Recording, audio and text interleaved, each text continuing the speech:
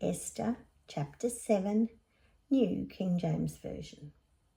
So the king and Haman went to dine with Queen Esther, and on the second day at the banquet of wine, the king again said to Esther, "What is your petition, Queen Esther? It shall be granted you. And what is your request? Up to half the kingdom it shall be done."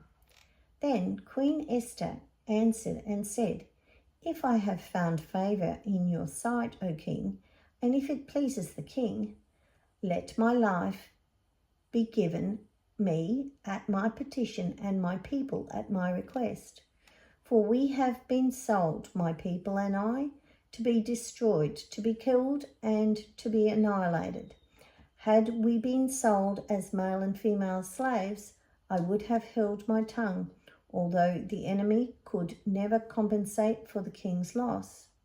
So King Ahasuerus answered and said to Queen Esther, "Who is he and where is he? Who would dare presume in his heart to do such a thing?" And Esther said, "The adversary and enemy is this wicked Haman."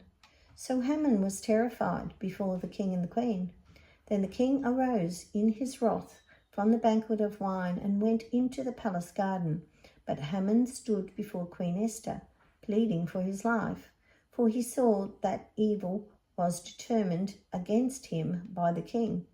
When the king returned from the palace garden to the place of the banquet of wine, Haman had fallen across the couch where Esther was.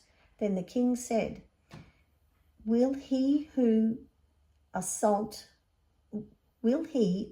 assault the queen while I am in the house?" As the word left the king's mouth, they covered Haman's face. Now Harbona, one of the eunuchs, said to the king, "Look, the gallows, 50 cubits high, which Haman made for Mordecai, who spoke good on the king's behalf, is standing at the house of Haman." Then the king said, "Hang him on it." So they hanged Haman on the gallows that he had prepared for Mordecai. Then the king's wrath subsided.